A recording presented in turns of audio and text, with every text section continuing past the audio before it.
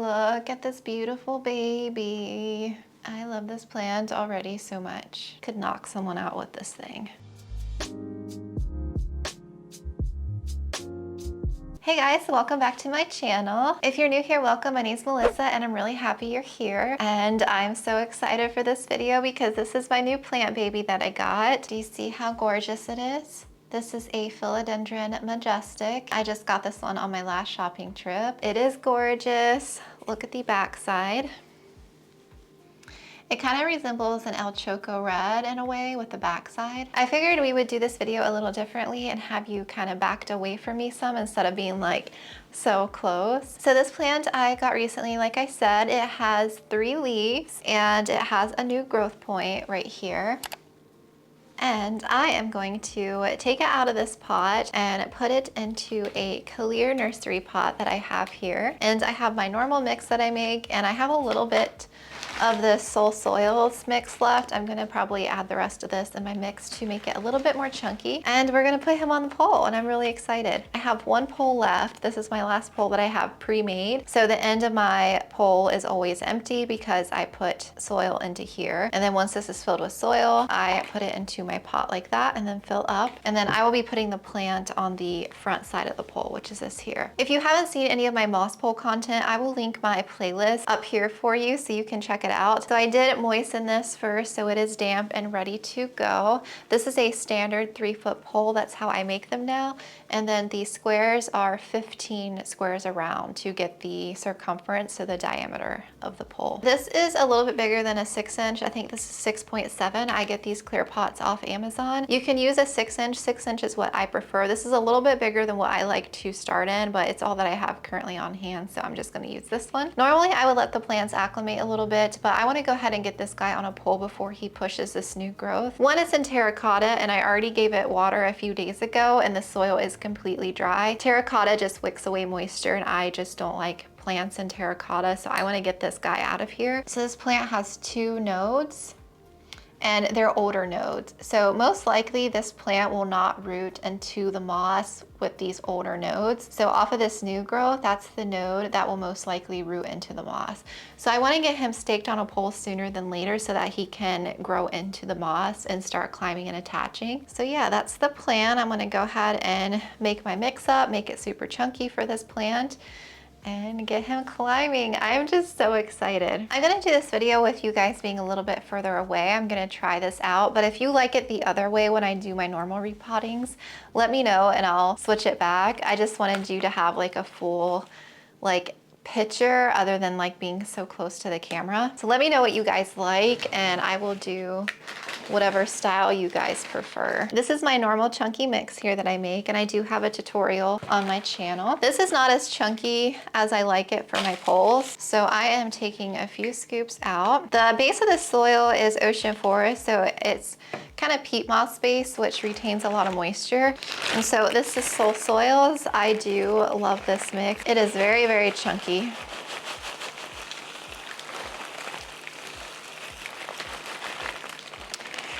This soil does have components in here to retain moisture, but I find it is very aerated, and unless you're potting like an aeroid or Hoya, I would say using this mix, it really depends on your space. For a space like mine where my soil like constantly dries out, this mix is very, very airy, so I'm finding I do have to water plants in this mix more frequently, which is totally fine. I prefer a chunky mix, but just keep that in mind if you decide to purchase this mix. I do love it, but I would not use this mix for a Calathea or Maranta in my space. Yeah.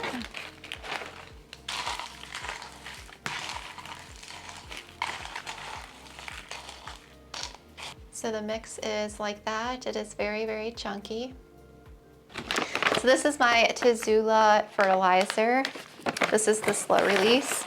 Since this is a little over 6-inch pots, I'm gonna do 3 like heaping teaspoons.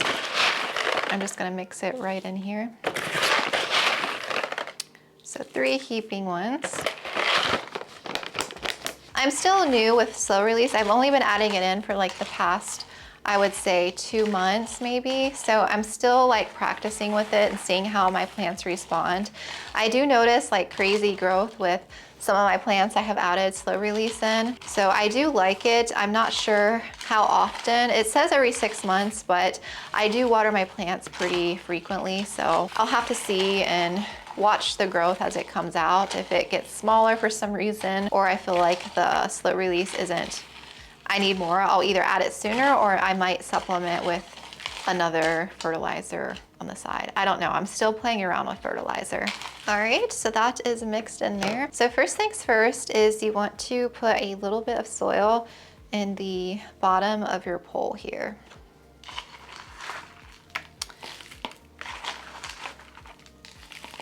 It's always like a little bit of a pain to get started.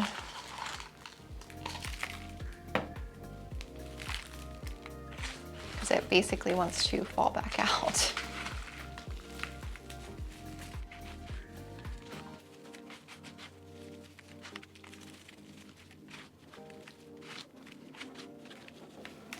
So you just want to press it so that the bottom of the pole is pretty full. If you guys hear noises, we have planes that fly overhead. So sometimes it gets pretty loud with the planes. So with my finger kind of pressed on the bottom, I'm going to tip it over and place it in the middle of my nursery pot. Just like that. And then I'm gonna fill up with soil a little bit around just to stabilize the pole. Sometimes I just like using my hands.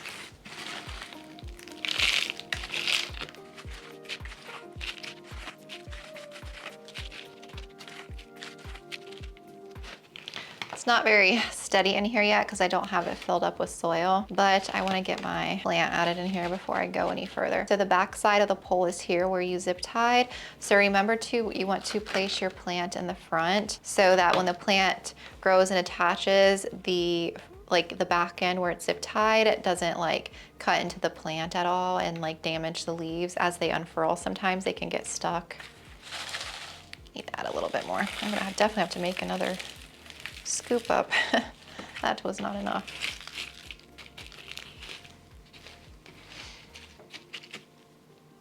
Okay, I think it's gonna stand. Hopefully it doesn't topple over on me in the meantime. All right, oops, I didn't realize I had a second tray. Well, that's perfect. So they had this plant using a little bamboo stake to hold him up. So I'm just going to remove that.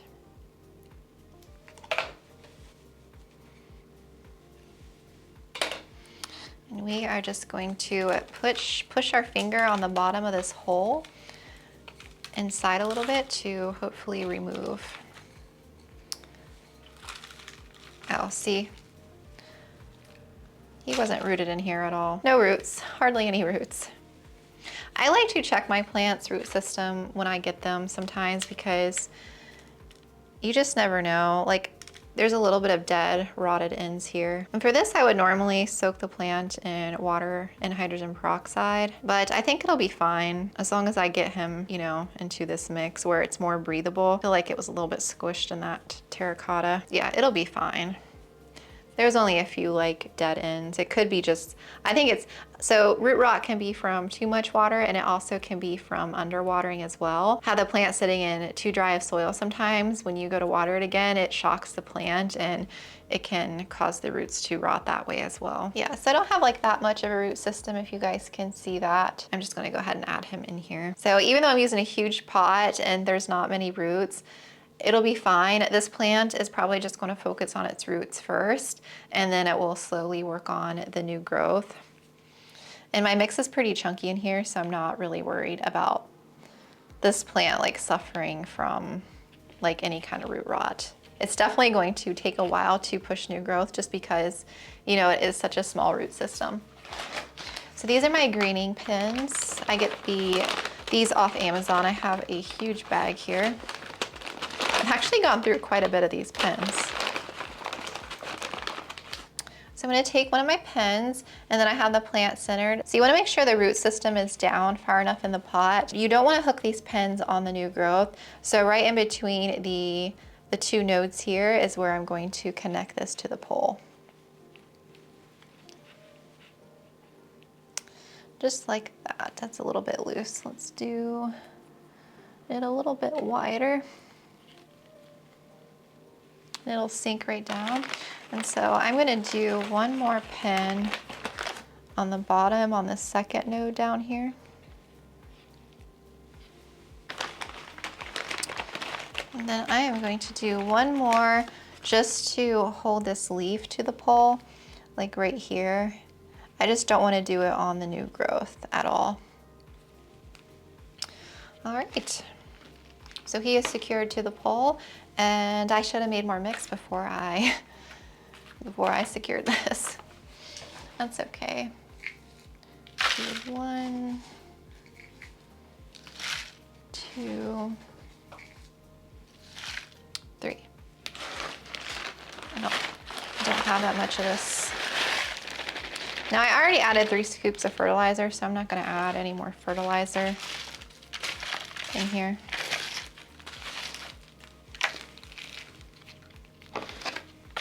You guys didn't know I am a messy repotter. It's just what I do.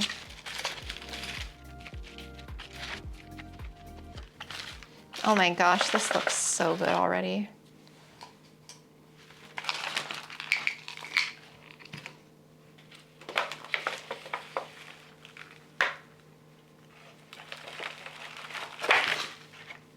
Okay, don't do that. Oh my gosh.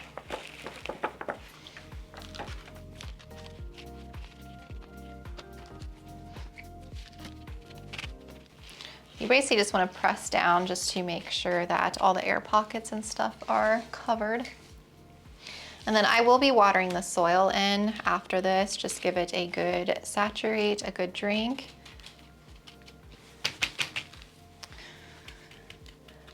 And then once the pole starts drying out, from this point on, will just be watering the pole. The soil is going to sit wet for a little bit longer just because the plant doesn't have enough roots to dry it out.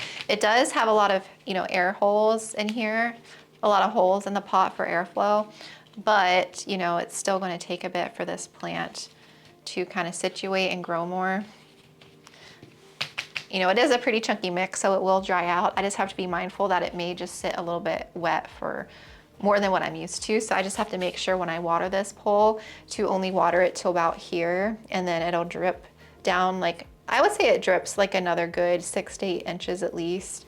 And then I just want to make sure it doesn't reach the soil. I usually water my poles twice a week, and I am going to be filming an updated pole video where I take you through my new process of watering my poles. And if you missed my pole care video, it's going to be in that moss pole playlist as well, because I went into more details about how I like water and care for my poles.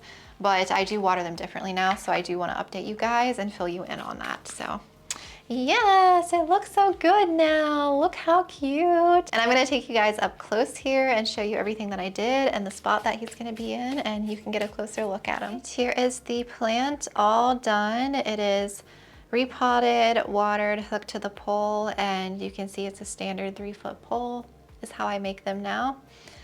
And it's going to be happy here. I may end up adding another grow light to this section just because this is a new pole corner setup and it just has one overhead light up top. I don't want to blind you, but yeah, I might add a forward light to this section as well, just to give this space some more light, because these plants are pretty far away from that grow light and I think they would really benefit from more light. But yeah, look at that plant and how beautiful the leaves are. I cannot wait to watch this plant grow for me. I'm just so excited to see this plant thrive. Thank you guys so much for watching me put this plant on a moss pole. I cannot wait for new growth. It's just going to be so exciting watching the first new leaf unfurl. It's going to be a while. It's going to take some time for the plant to situate, but I will be sharing once it grows a new leaf. I'm just so excited. It is like a top, cutting, so it will produce a new leaf sooner than later, but it's definitely going to take a little bit of time to establish and grow in that pot. So yeah, I'll definitely keep you guys updated.